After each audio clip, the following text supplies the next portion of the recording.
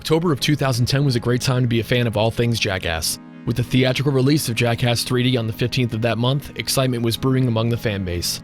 But there was an often forgotten TV special that aired only 2 days prior to the release of that film, which unfortunately never took off. We'll be discussing Bam's World Domination on today's episode of Unrealized Potential.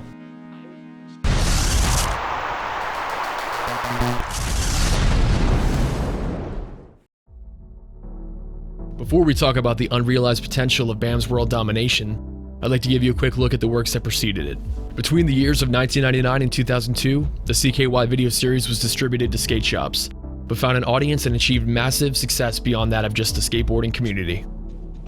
The second entry in the series, CKY 2K, specifically garnered the attention of Jeff Tremaine, who knew that the CKY crew would be a perfect fit for a TV series that he was putting together, with Johnny Knoxville and Spike Jonze. That TV show was MTV's Jackass. Jackass ran for 3 seasons, spawned 4 theatrical films, along with 4 home media releases containing bonus material and lost footage. Between the releases of Jackass the movie and Jackass 2, a spin-off featuring Bam Margera and the CKY crew, Viva La Bam, made its debut on MTV. Viva La Bam ran for a total of 5 seasons between the years of 2003 and 2005, also returning in 2006 for a one-time special titled Viva La Spring Break. And finally, Bam's Unholy Union aired in 2007, which ended up being the last property that MTV produced with Bam as the star. Now that we're all caught up, I can tell you about Bam's World Domination. Next Wednesday, Bam's coming to Spike. So we've just arrived to London. And he's taking on the tough guy competition. The gnarliest obstacle course in the world. Oh, dude! No way, this is really happening. I'm gonna die. Bam's World Domination special after UFC Primetime. Next Wednesday at 11:30 on Spike. You're gonna be psyched after you're done with it. Bam's World Domination was a TV special that starred Bam Margera, Ryan Dunn, and despite his absence from the clickbaity thumbnail I made for this video, Tim O'Connor. The episode revolved around the infamous Tough Guy competition, a grueling event that has taken place in Wolverhampton, England for over 30 years. It was produced for Spike TV, now known as the Paramount Network, or as viewers in the US know it, the network that runs Yellowstone, Bar Rescue, and reruns of sitcoms like Mom and 2.5 Men on an endless loop. When this was announced, it appeared to be a true return to form, in the sense that it was so close to the format of Viva La Bam, and only the best parts of that show. Bam and his friends, traveling the world, pranking each other, and performing various stunts. Sure, there were a few glaring omissions. Bam's parents, Abe and Phil, weren't on the show. Neither was his uncle Don Vito. But Bam was 31 years old when this special aired. It would have been kind of weird for him to still be pranking his parents on TV. Not to mention, Don Vito was prohibited from appearing on TV due to legal issues. But that's a topic that deserves an entire video in itself. Also, clearly a few members of the CKY crew weren't involved. Brandon DiCamillo, Chris Rabb, and Ray Kyan. Upon the announcement of Bam's World Domination, it had been over 3 years since Bam's Unholy Union ended. And while that show had some funny moments, it mostly surrounded the process of wedding planning, and didn't have quite the same appeal as Viva La Bam. So Bam's World Domination looked to be an exciting concept. You have to understand, I was between the ages of 11 and 13 when Viva La Bam was running. Nothing made a Saturday night more perfect than a several-hour-long session of Tony Hawk's Underground 2 on the Xbox, a few slices of pizza, and the newest episode of Viva La Bam. Now, you may have noticed, but I keep referring to this as a TV special. The marketing for the show was pretty straightforward. It was advertised as a special rather than a series premiere, which would imply multiple episodes, but the show is titled Bam's World Domination, suggesting that the show takes place around the world. The special begins in London, England. The guys travel as far as Wolverhampton, England?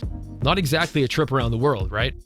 While doing research for this episode, I discovered that there is very little information surrounding this TV special.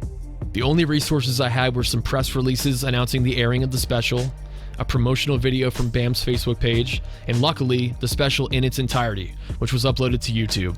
No information exists about the making of the special or any plans for any additional episodes or an entire season. I did find a tweet from Joe DeVito, who was the executive producer for Bam's World Domination. The tweet reads, "Everyone, thank you for all the interest in Bam's World Domination. Please spread the word. It was a one-time special. No more episodes for now. Thanks." You may have noticed, but when I showed you the promotional clip for this special, it had a pretty unconventional airtime. 11:30 p.m. Eastern Standard Time on a Wednesday night? Sure, the special had UFC 122 as a lead-in, which apparently averaged about 2.2 million viewers. But was there enough of a crossover between the two fan bases to keep viewers around? If the special had enough viewers, surely there would have been further episodes, but Spike TV buried the episode. It was only aired one time. This special could have flourished into a full TV show if given the opportunity.